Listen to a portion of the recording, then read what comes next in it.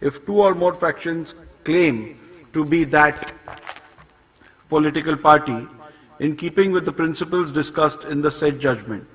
A bare perusal of the pleadings in the present matter indicate the emergence of two factions within the NCP, the Ajit Pawar faction and the Sharad Pawar faction. Although the said judgment was in the matter that arose from a somewhat similar political situation that arose in the House concerning the Shiv Sena, it does constitute a precedent that would apply on all four of the petition present disqualification matters as well.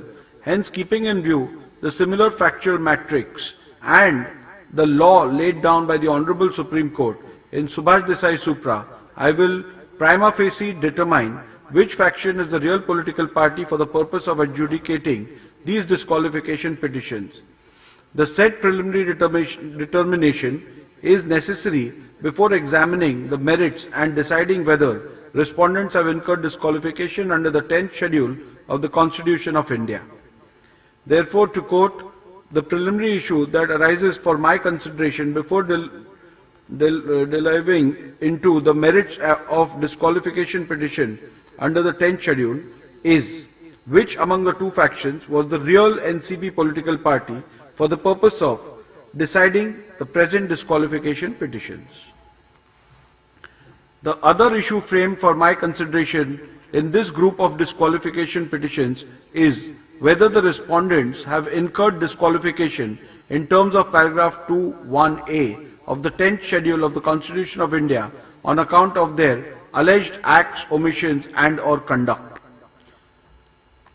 So we'll go to the analysis, observations and the findings with regards to which amongst the two factions is the real NCP political party for the purpose of deciding the present disqualification petition. In view of the fact that in the present matter rival factions have emerged and both the factions claim to be the real political party, read with the law laid down by the Honorable Supreme Court in Subhash Desai Supra, stipulating that this forum should prima facie determine who the political party is for the purposes of adjudicating disqualification petitions. If two or more factions claim to be that political party, it is necessary to consider and determine the preliminary issue before examining the merits of these disqualification petitions. Principles laid down by the Honorable Supreme Court in Subhash Desai relevant for the purpose of determining who the political party is. I am not reading out all the contents of the Subhash Desai which we have referred to and relied upon. I will straight away go to my observations. Thus, what emerges from the principles laid down by the Honorable Apex Court is that the question of who the real political party is has to be considered and determined after giving due weightage to 1. The constitution of the political party, 2. The leadership structure of the party, and 3. The legislative majority if two or more factions claim to be the real political party. The question as to who the real political party is hereinafter referred to as the preliminary issue. Since in these proceedings both the factions are claiming to be the real political party at the relevant point of time, and as the said issue arose for determination in these proceedings on 16 January 2024, the said preliminary issue was also framed as one of the issues in these disqualification petitions, thereby affording an opportunity to the parties to make their submissions on this point. I proceed to consider and adjudicate on this. I would be adjudicating the said preliminary issue based on 1. The principles laid down by the Honorable Apex Court, 2. Record available with the Maharashtra Legislature Secretariat, and 3. Submissions made and documents referred to by the parties during the course of the hearing in these disqualification petitions. Petitioner's submissions on the preliminary issue, I am not going to go into reading those submissions again. They are a part of my order which you can refer to. There are also observations with regards to the respondent submissions on the preliminary issue, which also are there in my order, which I wouldn't be reading out at this point of time. Analysis, observations and conclusions on the preliminary issue. As recorded earlier, the decision of the preliminary issue has to be taken after careful analysis of 1. the constitution of the NCP, 2. the leadership structure of NCP, and 3. the legislative majority. After having heard both the sides on the above aspects, I now propose to proceed to record my observations and findings on the preliminary issue. In the present matter, there is no dispute as to the relevant NCP constitution. Both the parties have placed reliance on the constitution and rules annexed as Annexure R1 and R2 to the reply filed by the respondents. The said constitution of the NCP and rules are hereinafter referred to as the NCP constitution and NCP rules. On 30th June 2023, a resolution was passed by 41 legislators of the NCP electing Shri Ajit Pawar as the President of NCP. A dispute under paragraph 15 of the symbol order was also preferred by the Ajit Pawar faction before the Election Commission of India. Sharad Pawar faction objected to the resolution dated 30th June 2023 and executed affidavits in support of the leadership of Shri Sharad Pawar, which were filed before the Election Commission of India. Thus, it is abundantly clear that two rival factions had emerged in the NCP on 30th June 2023 itself. Hence, the relevant date on which two factions emerged in NCP is 30th June 2023. As recorded earlier, there is no dispute about the relevant constitution of the party. Thus, the said NCP constitution is taken into account for identifying the leadership structure of the NCP. Since there is no factual consensus on what or who constitutes the relevant leadership structure which has to be taken into consideration, it is necessary to peruse the NCP constitution so as to identify the leadership structure provided for in the constitution and consequently examine the leadership structure put forth by both the sides. Article 5 of the NCP constitution read with NCP rules provides for a vertical organizational structure which consists of unit committee, city division committee, area committee, town committee, panchayat committee, constituency committee, district committee, regional committee, union territory committee, state committee, working committee and national committee. Each committee at the bottom level acts as the feeder cadre for electing the next immediate higher committee. Article 12 of the NCP constitution provides that the state committee shall consist of delegates elected from the constituency block committee. Further, NCP constitution provides that all members of the state committee shall be delegates entitled to vote in the election of the president. National committee of the NCP consists of 1/10 of delegates, the president, the ex-president of the party who have completed a term of 365 days and continued to be an active member, state presidents of the NCP, leader of the NCP legislative parties and other 15 members elected amongst the members of parliament. Article 21 of the NCP constitution read with NCP rules provides that the highest executive authority of the NCP is NCP Working Committee, which consists of the president of the party, leader of the party in parliament and 23 other members, of whom 12 members are elected by the National Committee and the rest are appointed by the President.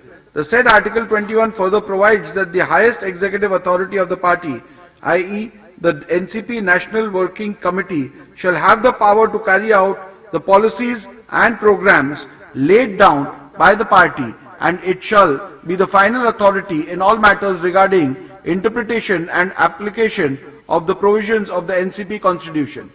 The NCP Constitution read with the NCP rules provides that the President shall preside over National Convention, National Committee and Working Committee and shall have overall control of the working of the party.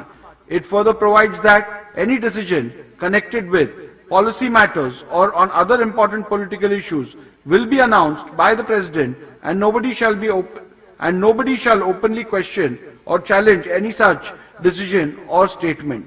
Thus, what emerges from the above is that the leadership structure of the NCP consists of 1. the President of the NCP, 2. the Working Committee and 3. the National Committee, where the President and the Working Committee are the decision-making entities of the NCP. Thus, the leadership structure of the NCP with reference to the President and the Working Committee are the relevant entities for the determination of the preliminary issue. Accordingly, according to the petitioner, again, leadership structure relied on by the petitioner is a matter of record, which I am not reading out again.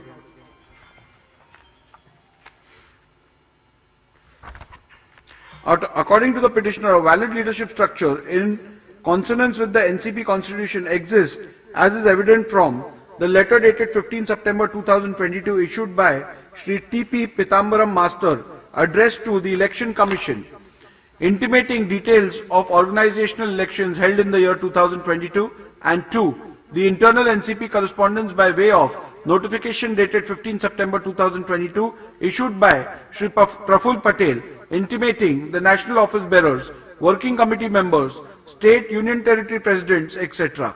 Petitioner primarily relies on these two documents to establish the existence of a valid leadership structure and further submits that the Sharad Pawar faction had the majority within the said leadership structure, based on the reasonings which are a matter of record.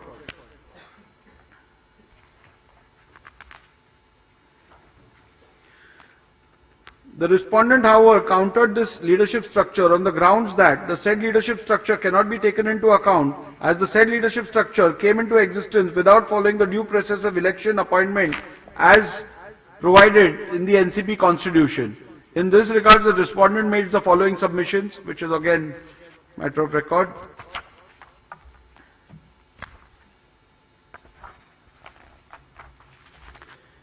Even though the preliminary submissions of the respondent on the leadership structure is that no leadership structure exists which can be a basis for rendering any finding on the preliminary issue, the respondents in the alternative relied on the resolution dated 30th June 2023, whereby Shri Ajit Pawar was elected as the president of the NCP. Relying on the resolution, the respondent submitted that the constituent members of the leadership structure were changed by electing Shri Ajit Pawar as the president of the party, and if any leadership structure must be considered, then it must be in which Shri Ajit Pawar is the president. The petitioner disputed the aforesaid claim by submitting that the alleged event of 30th June 2022, as claimed by the respondent, are inherently improbable, and the election of Shri Ajit Pawar was not in accordance with the procedure prescribed by the NCP constitutions. Findings and conclusion. At the very outset, I wish to make certain observations. Even though both the parties have submitted, probably owing to the tenor of the observations of the Honorable Supreme Court, that preliminary issue has to be decided on a prima facie assessment of material on record. In fact, both the parties have, contrary to their own submissions, led extensive evidence to buttress their respective arguments with facts in respect of the relevant leadership structure. Be that as it may, I am not inclined to diverge from the Honorable Supreme Court's directives to consider evidence of both parties in respect of validity and or illegality of organizational leadership structure, in which it was this position of prima facie assessment that I adopted in my final order dated 10 January 2023, when I proceeded to decide the disqualification petition number 1 to 16 of 2022, the Shiv Sena disqualification matter, where I have already held that jurisdiction under the 10th schedule only mandates a prima facie adjudication as to what leadership structure of the political party was at the relevant time, and it does not extend to an inquiry as to whether or not leadership structure was pursuant to a validly held election. It is a matter of fact that till 29 June 2023, there has been no contemporaneous challenge to the leadership of Shri Sharad Pawar as the party president. However, the said position was sought to be altered by the Ajit Pawar faction by way of the resolution dated 30th June 2023. Thus, prima facie,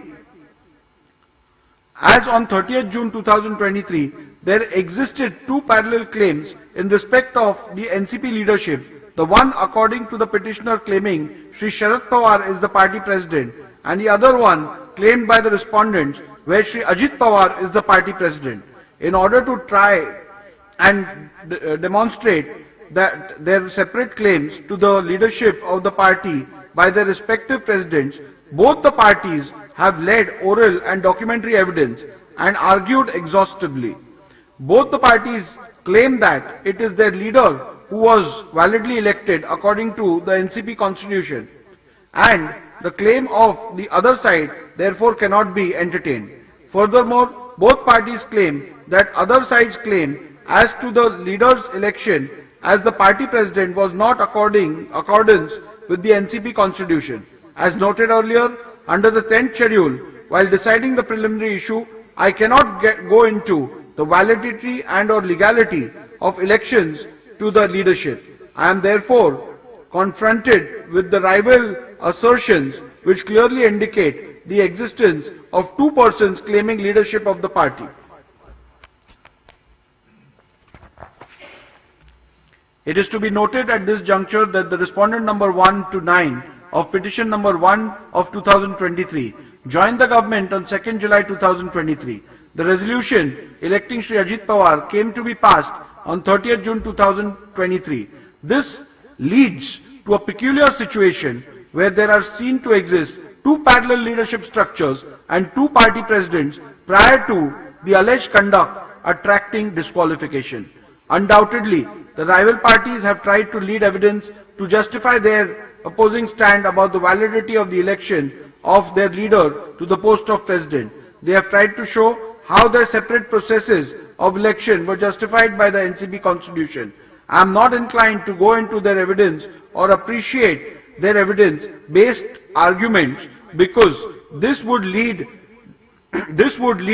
deciding whether the rival elections were in keeping with the constitution and the rules, and whether factually Shri Sharad Pawar or Shri Ajit Pawar were validly elected, or whether in fact Shri Sharad Pawar had resigned at the relevant time.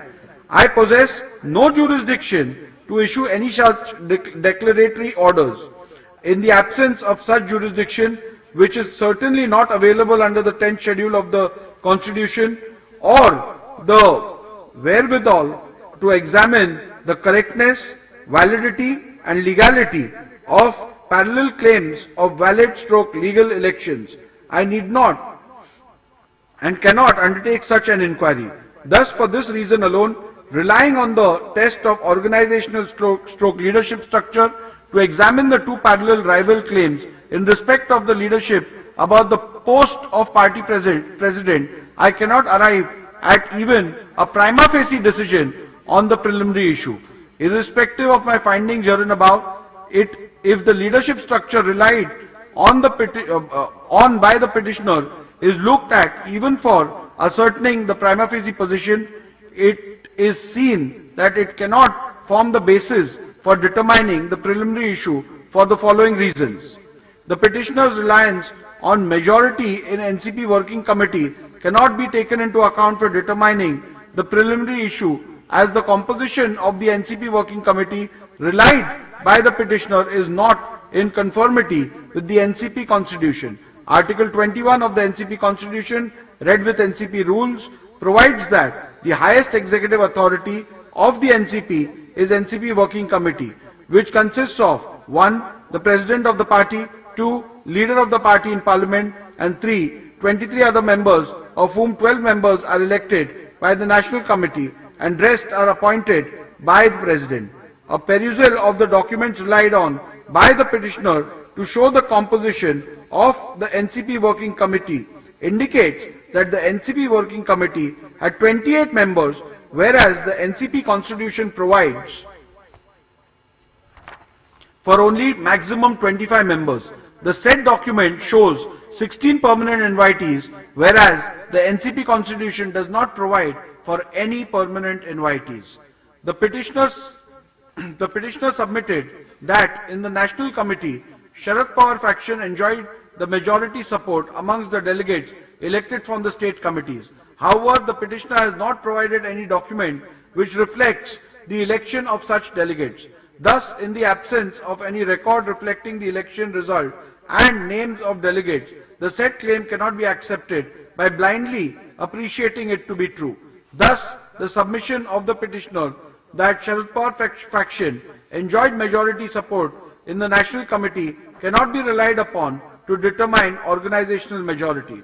Support of the President and or will of the President is not a reliable factor to determine the preliminary issue, as both the factions challenges their respective leaders, claiming that the leader was not validly elected. As held earlier, under the 10th schedule, such claims cannot be adjudicated. It was open for both the parties to have initiated appropriate proceedings to get a declaration to that effect. In the absence of such proceedings or any findings thereon by a competent authority, both the factions cannot equally claim that the rival faction's leader was validly and or not validly elected. Thus, for reasons recorded herein above, I hold that leadership structure relied on by the petitioner and or respondents cannot be taken into account for determining the preliminary issue, as it would be an impossible attempt. Legislative maturity considered.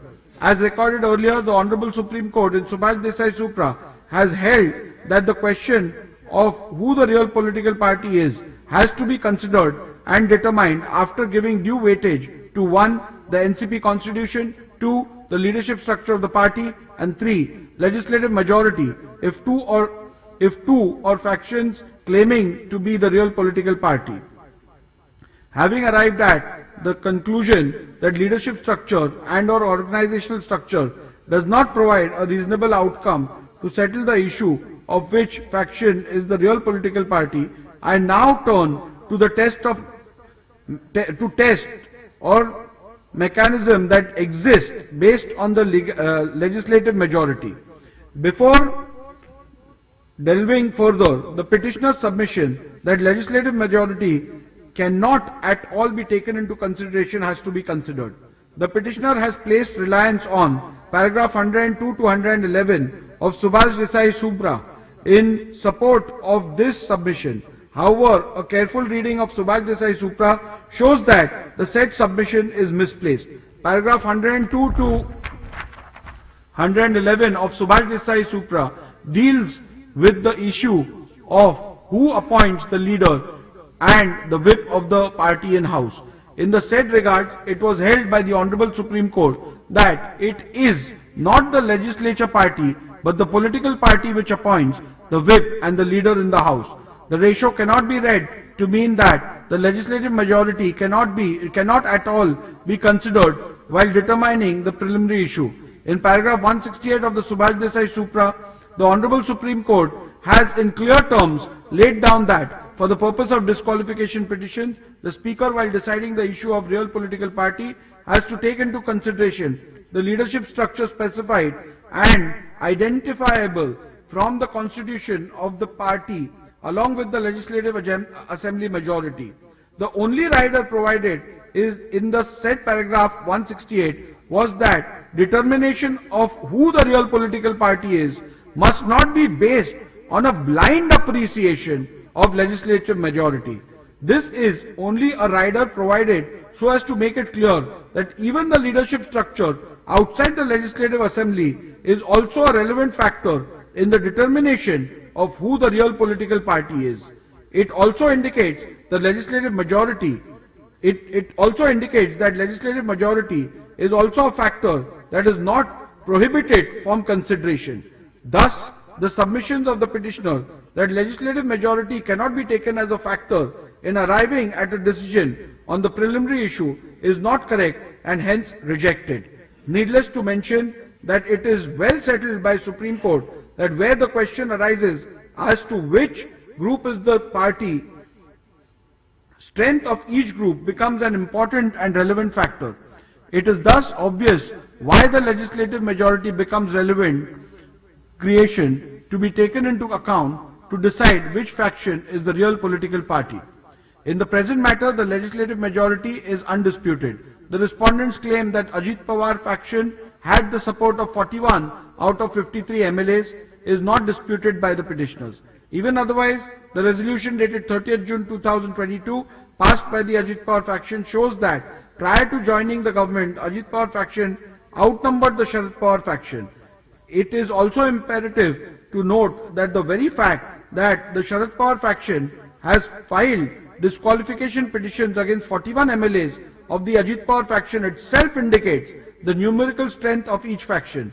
Further, the respondents' assertion that they have majority in the Legislative Assembly of Maharashtra, Legislative Council of Maharashtra and Legislative Assembly of Nagaland has not been disputed by the petitioners. It is made clear at this juncture that affidavits annexed by the respondents to the affidavit in lieu of examination in chief of Sri Anil Bhaidas Patil RW2 was not taken on record and thus not relied upon for my finding that prima facie Ajit Pawar faction had the legislative support.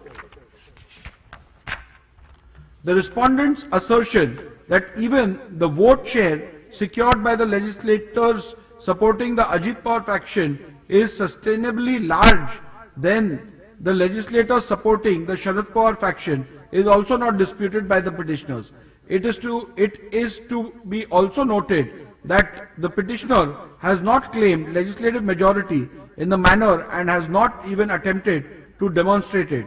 Thus, in view of the above, I hold that preliminary issue as to which faction is the real political party is discernible from the legislative majority which existed when the rival factions emerged. Further, I hold that the Ajit Pawar faction had an overwhelming legislative majority when the rival factions emerged. Final conclusions on the preliminary issue.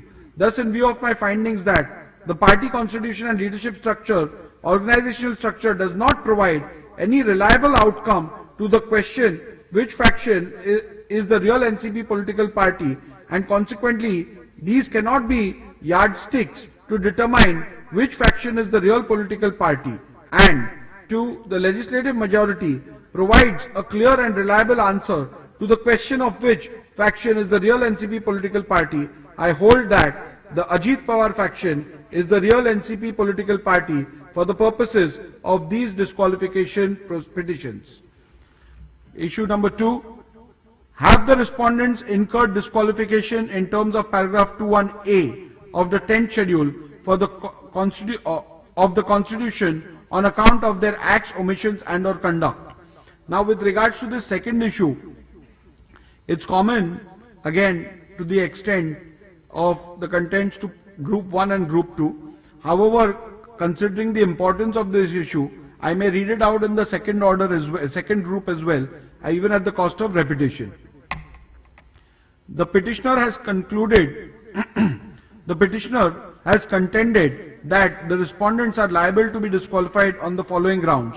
The respondents have gone against the official position of the NCP political party and joined hands with Eknath Shinde BJP government in Maharashtra on 2nd July 2023. The respondents have taken oath as ministers in the Eknath Shinde BJP government in Maharashtra on 2nd July 2023. Unilaterally and without authority, the respondents declared Shri Ajit Pawar as the president of the NCP on 30th June 2023. Unilaterally and without authority, the respondents declared Shri Ajit Pawar as the leader of the legislature party in the Maharashtra State Legislative Assembly on 30th June 2023. The respondents attempted to continue a chief whip who had been removed as a member of the NCP for indulging in anti-party activities. The respondents attempted to create confusion by opening party office without authority. Without any authority, the respondents called an open national convention on 5th July 2023 to ratify the illegal decisions on 30th June 2023. The respondents tendered affidavits in support of Shri Ajit Pawar's anti-party activities. The principal ground on which the disqualification is sought is that by joining the government on 2nd June 2023, the respondent number 1 to 9 is in disqualification petition number 1 of 2023, and by supporting the said action of respondent number 1 of to 9, the other respondents in disqualification petition number 3 and 4 of 2023 have gone against the will of the NCP political party and thereby incurred disqualification under paragraph 2(1)(a) of the 10th schedule of the Constitution. All other grounds are allied grounds arising out of the said principal grounds. In view of my finding that the Ajit Pawar faction was the real political party when the rival factions emerged within the NCP, respondents cannot be held to be disqualified on any of these grounds, as the decision of Ajit Pawar faction constituted the will of NCP political party. Consequently, the disqualification petition number 1, 3 and 4 of 2023 are liable to be dismissed. In view of my findings that Ajit Pawar faction was the real NCP political party when the rival factions emerged, the respondents cannot be held to be disqualified for grounds recorded in paragraph 76A and B. Even otherwise, irrespective of my conclusions about which faction was the real political party, for the reasons recorded herein below, the respondents cannot be held to be disqualified on the grounds recorded in paragraph 76. Irrespective of my conclusions on the real political party, in my considered opinion, none of the averments, contentions or pleadings raised by the petitioner, especially grounds C to H recorded in paragraph 76 herein above, fall within the ambit of paragraph 21A of the 10th schedule of the Constitution. It is necessary to understand the scope and object of the said provisions of the 10th schedule of the Constitution. The object underlying the said provision was to curb the evil of political defection motivated by various considerations which endanger the foundations of our democracy. What is to be noted is that 10th schedule is intended only for the purpose of prohibiting and punishing defections, and that too with the objective of preserving the foundations of democracy. I am pained to observe that in the present matter, when the facts, circumstances and evidence are viewed, the misuse of the provisions of 10th schedule by political parties becomes apparent. It appears that the initiation of the proceedings is not to prevent maverick and irresponsible defection or to call an errant member to book. It is to suppress dissent within the party and open a new direction in the political tussle for power. The attempt is to stretch the provisions of 10th schedule to suit private objectives of individuals or parties rather than prevent the harm that is caused to elective democracy itself.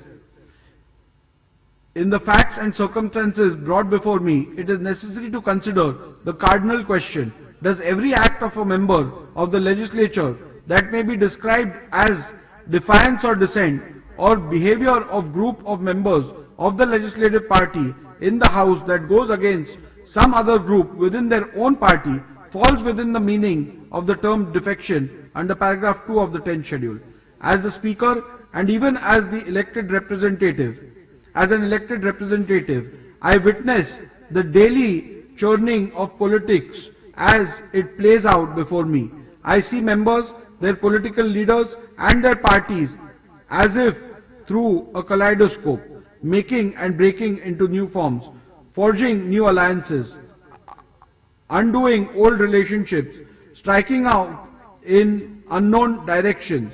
This is in the very nature of politics, and as we see it unfolding before our eyes, it is the reality of politics today. Surely every such action cannot qualify as defection within the meaning of the 10th schedule. The constitutional bench in the case of Kyoto Holohan versus Zuchilu and others has somewhat touched upon these aspects. I have referred to Kyoto and how Kyoto has dealt with these issues. Then, would every act of defiance or dissent or behavior of groups of members that goes against some other group within their political party fall within the meaning of the term defection under paragraph 2 of the 10th schedule? The question, no doubt, is foundational, but by no means is it the only question that arises for consideration. The companion question that arises is equally fundamental. Is the 10th schedule a tool to control opposition within the political rank of the party? Assuming that rightly or wrongly the behavior of the acts of the respondent in these groups of petitions of raising their voice against Sharad Pawar and disobeying the diktats of Shri Sharad Pawar amounts to indiscipline? Could such action amount to members having voluntarily giving up membership of the party, thereby attracting disqualification under the 10th schedule? The event that unfolded between 30th June 2022 and 2nd July 2022 were clearly in the nature of intra-party dissent within the Nationalist Congress Party, and the members of the party stood divided between two leaders, i.e. Shri Sharad Pawar and Shri Ajit Pawar. But this conflict was clearly within the political party. Questioning the decision of Shri Sharad Pawar and going against his wishes cannot be said to be an act of defection or of leaving the party. It is a dissent expressed by the members of the NCP. At no point of time did any of the leaders, including the respondents, ever made any attempt that would amount to a statement or contention to leave the NCP political party. Members of the party expressing concerns against certain political behavior of other members of the party would not constitute defection. Under the 10th schedule, such collective dissent would remain to be a dissent within the political party, even when it began to be raised publicly on the platform other than party forums. It may not be to the liking of this leader or that, but it would still remain to be a dissent and not desertion. A word about dissent. Intra-party dissent by individual members of a political party need to be distinguished from collective dissent of a group in the legislative party. It further needs to be established that if such collective dissent has occurred, it amounts to defection from the party. Here, an examination of the motive also becomes relevant. I need to decide whether collective dissent against the party leadership can be termed as honest dissent within the political party, permissible in a democratic institution such as the political party. Further, whatever be the nature of the dissent, can it be given the status and character of dissent within the legislative party, which alone is a dissent on which the Speaker is empowered to act under the 10th schedule. A useful reference may be made to the recent judgment of the Honorable Supreme Court in the case of Balchandra L. Jarkiholi and others versus B.S. Yediyurappa and others, reported in 2011 7 SCC 1. It is an interesting case which had come up before the Honorable Supreme Court from state of Karnataka and touches upon this aspect. The fact of the said case were 13 MLAs of BJP and 2 other independent MLAs wrote to the Honorable Governor indicating that as MLAs of BJP they had become disillusioned with the functioning of the government headed by Chief Minister and also the leader of the legislature party who belonged to their own party. After stating their reasons, they added that they were withdrawing support to the BJP government headed by Mr. B.S. Yediyurappa, but they would support BJP government with any other leader from BJP in its place. On the basis of the said letters, Governor asked the BJP Chief Minister to seek vote of confidence in the Legislative Assembly and also intimated this to the Speaker. On the same day itself, the Chief Minister filed disqualification petitions against his own MLAs, accusing them of voluntarily giving up membership of the political party. Upon issuance of show cause notice, the MLAs filed a reply stating that they did not intend to withdraw support to BJP but had withdrawn support only from the government headed by Shri Yediyurappa and that they would support any BJP government headed by a clean and efficient person. They asserted that their conduct did not fall within the scope of paragraph 21A of the 10th schedule. The Speaker, however, disqualified the MLAs under paragraph 21A of the 10th schedule. The Speaker's decision was challenged before the divisional bench of Karnataka High Court. The division bench, comprising of Honorable Chief Justice and Justice N. Kumar, gave differing judgments. The Honorable Chief Justice rejected all the contentions of the MLAs and dismissed the writ petitions, while Justice N. Kumar, in his separate judgment, differed with the views of the Honorable Chief Justice in regards to interpretation of paragraph 21A of the 10th schedule and set aside the Speaker's order. The matter was then referred to a third judge, who in turn concurred with the judgment of the Honorable Chief Justice. Thus, by a majority, it was held that Speaker had rightly disqualified BJP MLAs. The order of the Speaker and the judgment of the High Court was challenged before the Honorable Supreme Court. In its judgment, the Honorable Supreme Court extensively referred to with approval the observations made by the dissenting judge of the Karnataka High Court, Justice N. Kumar. I am in complete agreement with this view and am bound by it. I reproduce the said paragraph which are relevant for the present purpose. Justice N. Kumar, who along with the Chief Justice heard writ petitions filed by the appellant herein, in his separate judgment differed with the views expressed by the Chief Justice in regards to the interpretation of paragraph 21A of the 10th schedule of the Constitution. The learned judge went on to further hold that when a member of a house expressed his no confidence in the leader of a legislative party, and if he happened to be the Chief Minister who is heading the Council of Ministers and had written to the Governor in that regard, such act by itself would not amount to an act of floor crossing. Similarly, if the Governor, after taking note of the expression of no confidence, was satisfied that the Chief Minister had lost majority support in the House, he could call upon the Chief Minister to prove his majority on the floor of the House. It was further observed that if the Chief Minister, on such request, failed to establish that he enjoyed the support of the majority of the members, the ministry would fall. But such an act of the member of the House would not constitute defection under 10th schedule. By such an act, the political party which had formed the government would not lose its right to form a government again. On the other hand, what is disturbed by such an act is the government of the political party with a particular leader in whom the members of the House belonging to the same political party have no confidence. But this would not mean that the member of the political party to which the Chief Minister belonged had given up his membership to the political party.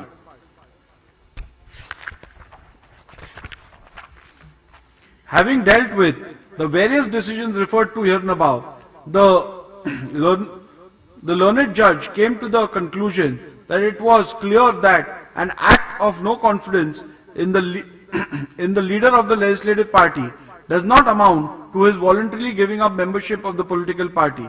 Similarly, his act of expressing no confidence in the government formed by the party with a particular leader as the Chief Minister would not also amount to a voluntary act of giving up the membership of that political party. The learned judge further observed that deserting the leader and deserting the government is not synonymous with deserting the party. If a member resigned from the ministry, it would not amount to defection. What constitutes defection under paragraph 21A of the 10th schedule is deserting the party. The learned judge observed that dissent is not defection, and the 10th schedule, while recognizing dissent, prohibits defection. In this background, on an appreciation of facts on record, I find that the present petition do not attract or justify actions under the 10th schedule. In my view, the petitioner cannot and should not use the provisions of 10th schedule as a weapon to silence or browbeat the members or to crush opposition. That would be a complete abuse of the process of law and would run counter to the constitutional intent behind the 10th schedule. It also underlines the instance of the Election Commission of India to bring about changes in the party constitution to make it more democratic by providing party cadre a platform to express themselves and give them a voice in the party's decision making.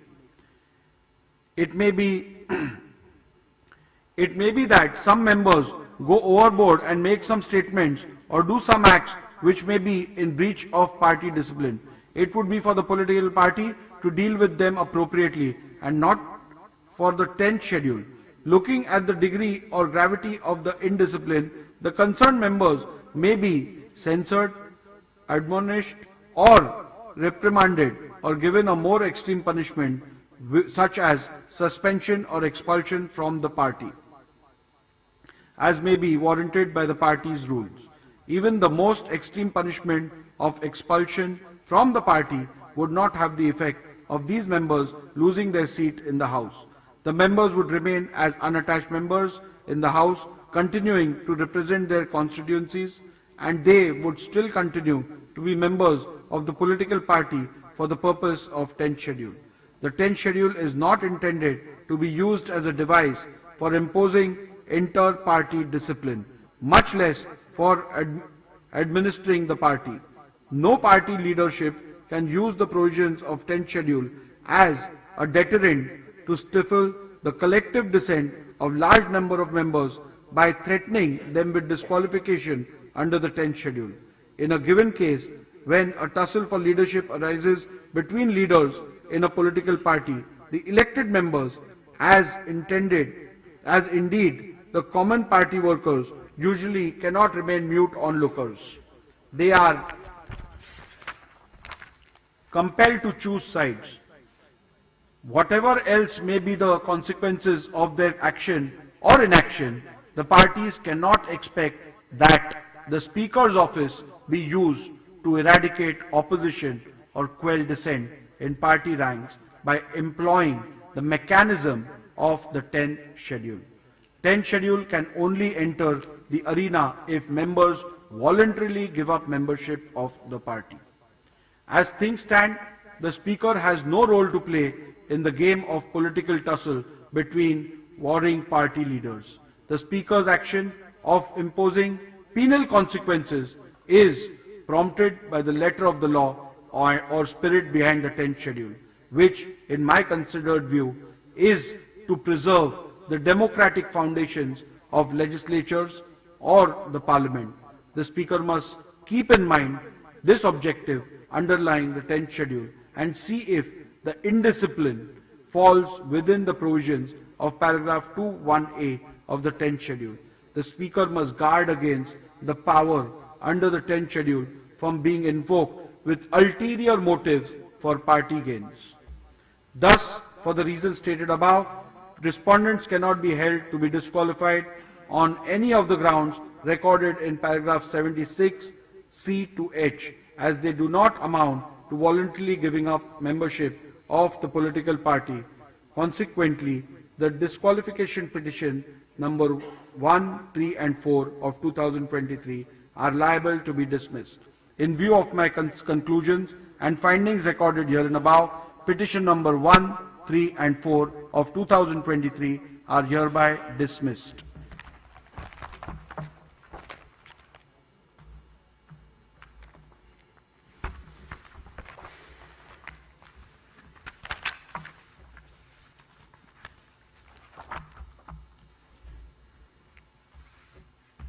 Shall now deal with the second group of petitions, being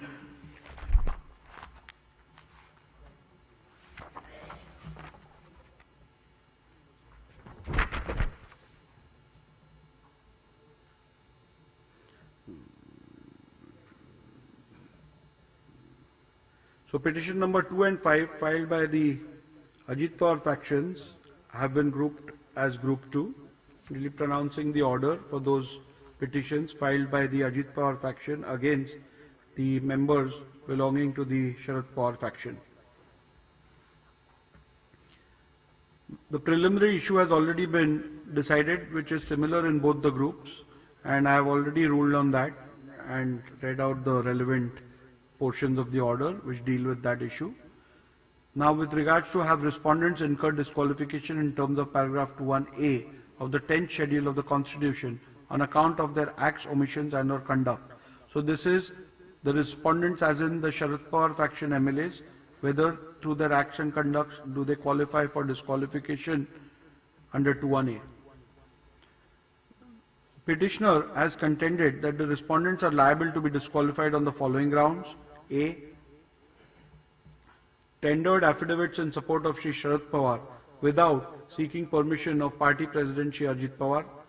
Respondents, by making statements against the decision of the party to join the government, has committed anti-party activities and have thus voluntarily given up the membership of the party.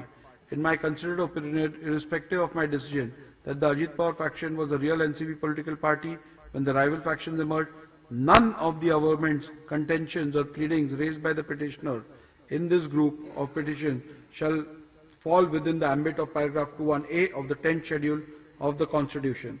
The object underlying the provisions in the 10th schedule was to curb the evil of political defections motivated by various considerations which endanger the foundations of our democracy. What is to be noted is that the provisions of the amendment are intended only for the purpose of prohibiting and punishing defection, and that too with the objective of preserving the foundation of democracy. The rest of them are, my observations are same with regards to the distinction between dissent and defection.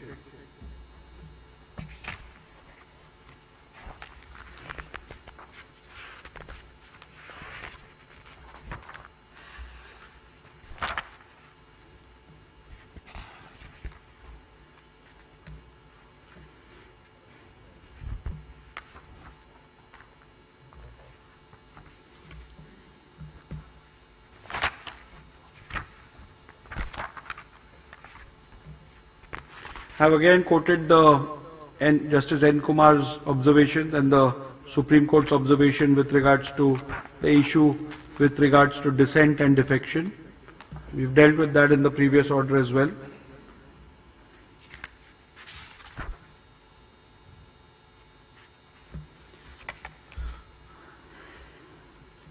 So I'll read out only the operative portion of this. Thus, for the reasons stated herabove, respondents cannot be held to be disqualified on any of the grounds as they do not amount to voluntarily giving up membership of the political party. Consequently, the disqualification petition number 2 and 5 of 2023 are liable to be dismissed. In view of my conclusions and findings recorded herein above, petition number 2 and 5 of 2023 are hereby dismissed.